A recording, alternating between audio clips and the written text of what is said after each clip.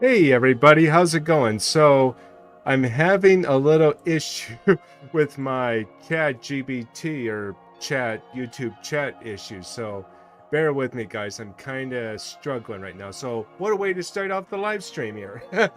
So I've forgotten the password apparently, and I have no idea if it's even working. So I thought today we'd try to go back in time during the QST, ARRL QSTs, and I've been working on this for a while now, and it's been going good so far. So right now I'm just trying to see if my chat is working, which apparently it isn't.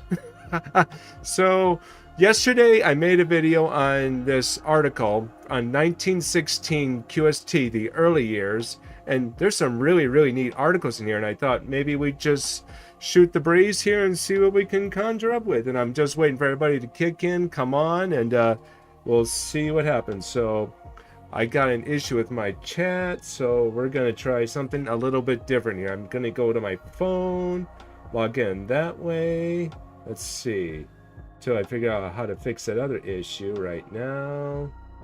Okay, let's see, where am I? I'm trying to find, there it is. Okay, so let's try that. Hey, how are ya? Got a Swedish channel DMR in. Hey, how you doing? I have to use my cell phone to read the comments because apparently the chat on my One Best Studio is not working. So, okay, hello, welcome aboard. I'm gonna try and type at the same time. I hope everything's okay. Let me know if the volume's good. Let me know if everything's coming in the way it's supposed to. So far, I think it's okay. So, let's see. Swedish CB channel. Welcome aboard. Okay. All right. So, let's go to the next issue of February, I believe it is. And here's what the front page in February looks like. Now, this is all 1916, mind you. This is back in 1916, and it was actually 10 cents back then. Price was 10 cents. So these are very old. It's for the month of February, 1916. Oh, wow. Xenix Wireless Telegraphy. Wow, that's interesting. So, by J. Zenick, Professor of Experimental Physics at the Tennessee, I can't even pronounce that, Hoch School. Don't mind me if I got a bad, oh boy. I flunked the spelling bee just to sit down on purpose. And okay, so translated by A.E. Seelig, Memory AIE, formerly General Manager, Atlantic Communications, 428 pages, 6x9, 400 and maybe 61 or 401 illustrations, not sure what that says there. 13 tables, $4 net paid, chapter headings. Looks like a neat book, if it still exists there. Wow. So then every amateur operator and every student of wireless owes a debt to Mr. Seelig, who translated Dr. Slurbich or Dr. something there. I'm not sure what that is. Okay. So all by the American Relay, and here's the contents. Practical relaying by Heron Piracy, I remember him. Map of proposed relay trunk will go through. Apparatus arrangement by league member. Honolulu station gets ward dispatch from Neon Prusia. Long distance amateur radio work. RS Minor. American Relay Link IVN on page 25. The reward is given. Station and pole, Mr. PW Patch WQ QST. A very neat station. Radio communications by the amateur. AEP radio station of the Ralph Batcher. Wow, that looks interesting. We'll have to check that out. And then a Western station. Latest list of auditions to American Radio Relay Link stations. Exchange for sale and wanted secondhand apparatus. Wow. Looks like we got all kinds of neat stuff here. So, issued by Hiram Mercy. Announcement. Okay, we won't go into that. The February Radio Relay Bulletin. Practical relaying. Wow. So a little history of this guy looks like. A little neat info of him. Wow, that's interesting. Okay. And then more about him. Trunk line. Another trunk line, trunk line, trunk line. Wow. Some neat stuff there. Oh, wow. What do we got here? Okay. What's all this about? Dominion of Canada. The Montana trunk lines. Proposed American Radio League trunk lines. I wonder what. Okay, let's go back and see what that was. So, what was a trunk line? That's interesting. Practical? No. Okay. So, in laying out trunk lines, a reasonable point of view should be taken and no elaborate or unnecessary systems be undertaken in the beginning. Only enough should be laid out to handle the regular test messages later as traffic grows. Oh, so it must have been a traffic relay station. Hey, hello. Did you get your new car? Hey, good for you. I'm fine in 3 weeks. I got my new car. Hey, congratulations. Right on.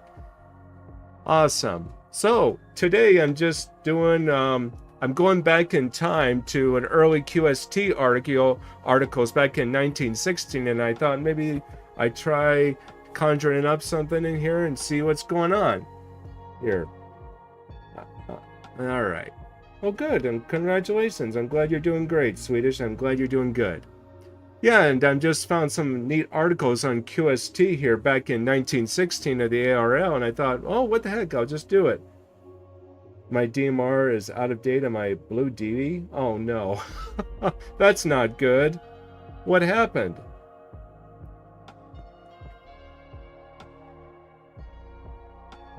Wow. So then we got an apparatus arrangement here. That's something new. Friend 30 miles from our radio station have installed with a 0.5 kilowatt. Oh, wow. So a little info on this little neat transceiver. Interesting. And then, wow, got some neat article there.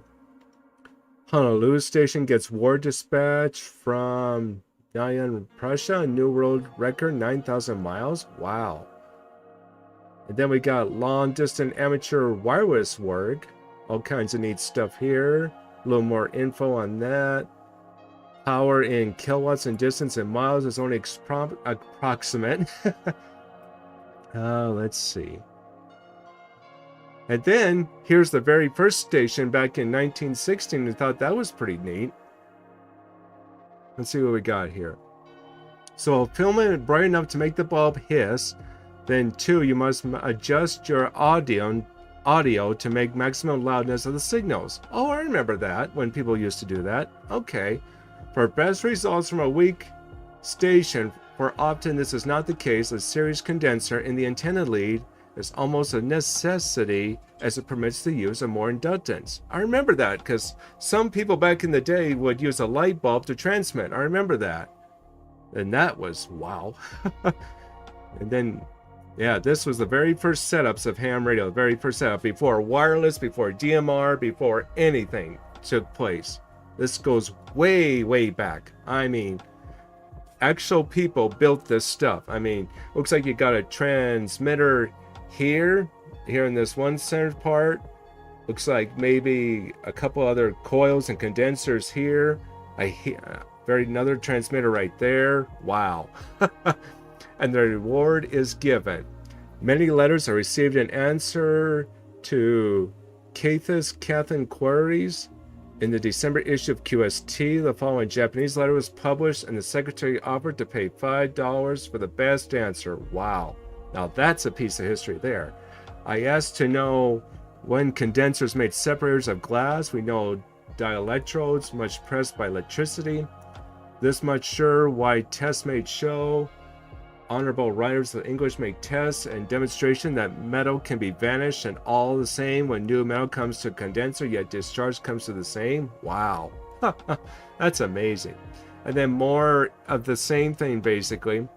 Why thus we see the plain dielectric heart of condenser then and now, and I ask to know if I err and have no glass for important dielectric. Does that say dielectric? Yeah, dielectric. Some of this writing's a little hard to understand, a little bit of it.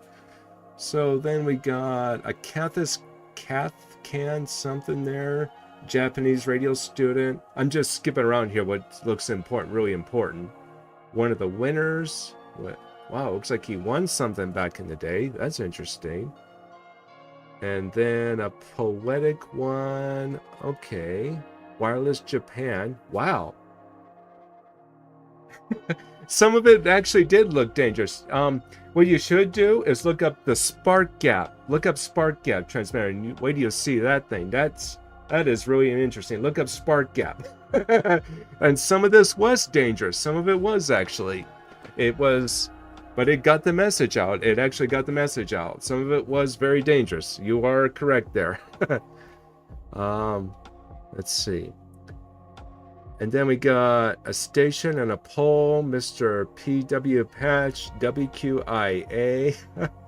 And this serial pole, Mr. Patch, has a structure which has a defined great many winds at percent. As shown in the picture, the top section of the pole and the aerial itself are lowered for repairs. Can't really make out the the photo too well, but wow. And then another editorial of QST. A little info there, another info. Oh, and here's another photo, a very neat station. This shows extremely next a radio station may be arranged. Mr. Kyan Dynast, I'm not sure if I'm pronouncing that right, of Webster, Mass, has spared no pains to make his station an efficient one. Sorry, effing. Is that even a word, effing? I meant to say efficient. So we'll have more stations of this typical everything about the station has a man-sized look and is done in a man-sized way. Okay. Take some suggestions from this picture. Well, I don't know about that. Not now. Okay, then we go down some more. And then real communications by the amateurs. Okay, Mr. Hiram. I remember Hiram. He was a famous person back in the day. I think he invented the very first Hiram Percy Maximum. I think he invented the Morse code. I can't remember him a little bit, Hiram. After our telephone conversation last evening, I received a message from Davenport, Iowa. Just as you related, I got your signals very strong. Oh, so he's telling his friend here how it worked. Okay. And clear as you proceed, they even increased intentionally. As a test you sent out by wireless differed slightly from that I got over the phone. I used a wired text and retransmitted it at 12:22 a.m. Wow. There was a lull in local QRM. Here just after midnight, I was very pleasantly surprised at the intensity of your work. I got an acknowledgement at 1:15 from WHB, the New York Herald, of receipt. I'm sure that's what NY stands for, New York, I'm sure. And he came back with a QSA Very in the Brooklyn Navy Yard. Wow. So goes into all kinds of details there of how that all went through. Wow. Let's see if anything looks important of interest. No, I don't see anything. Oh, and here's another setup. Kind of very poor image, but I think this might be a spark gap right in here. That might be an official spark gap. As a matter of fact, let me look up here on Google spark gap here real quick. Let me type in spark gap transmitter so that you know what it looks like. Let's see. Spark gap transmitter of the 1916. Yeah, check this out right here. This is what the spark gap looked like. The spark gap transmitter. And this would relay a message every single time. By Ian Pohl, the details of the spark gap transmitter and its history was invented, developed, and used. And that was truly amazing. This spark gap is really amazing. Look that up, the spark gap. You'll love that spark gap. And those blue sparks right there are actually signals being transmitted out to an actual antenna. I mean, wow. Talk about interesting there. Oh, wow. So that was an actual spark gap transmitter back in the day. And there is a typewriter used for RIDI, looks like. Interesting. Yeah, let's for the heck of it, I'm gonna look that up too. Let's the old teletype RIDI telepay. Let's look that up. RTTY type. If I can learn how to spell typewriter of 1916. Let's look that up real quick. Okay. Here's what that photo looks like. A little better photo. And some of these were used for RTTY, for RTTY and ham radio. I mean, wow. Talk about, wow, that is really impressive. So here's some photos of all that. Then some vintage articles there. Wow. So anyway, yeah, I thought that was kind of neat. So let's go back here to the main page. I'm not gonna get off track here. So AEP has a very efficient station. The extreme large coupling shows that Mr. Rowe has a sharp wave and does not interfere, despite the fact that such a large coupling is used and sending range is 18 by miles. Can you do as well? Wow, so that's interesting. And then here's another photo. Kind of hard to see though, of course. I can't make anything out there. But a little story behind that. Some neat, interesting articles here. Wow, that's interesting. Very, very interesting. Wow. And then the very first transmitters. Wow, that's interesting. There are no stray wires or anything newly arranged. A rotary gap. So this was a rotary gap right here, and run by a belt drive. This rotary is not as noisy as some. So interesting. Okay. Wow, that is really cool. Really cool. And you can pause the video here to when it goes when the publishing gets all done. You can pause the video and read all these articles yourself if you're interested too. Whoever's watching out there. Got some neat stuff here. A whole bunch of neat articles here. Wow. Exchange for sale and wanted secondhand apparatus. An amplifier. Got some stuff here for sale. Miscellaneous correspondence. Control. You will find. Yeah, all kinds of neat stuff here. Wow. Anyway, so that wraps up. Oh, and there's another silver plate receiving specialties. That might be a spark gap transmitter right there. That could be one right there. Wow. There's a spark gap transmitter right there. The rotary part of it. Wow. So anyway, and there's another spark gap transmitter. There's another one, and it looks like maybe a Morse code key here. I mean, wow. So anyway, that wraps up this edition of 1916 QST articles. And I hope you enjoyed this video. I'm not sure how many more of this I can do, but I'll keep doing it. If you guys want to see more, please let me know if you want to see more of this type of stuff. And type in the comments below if you want to see more.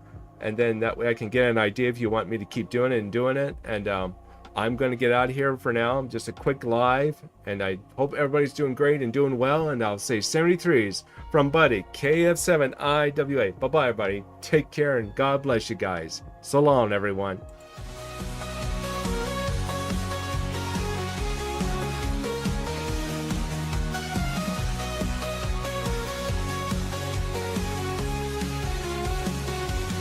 Jungle to desert, polarized to shore. Every rare contact, I'm always wanting more. Logging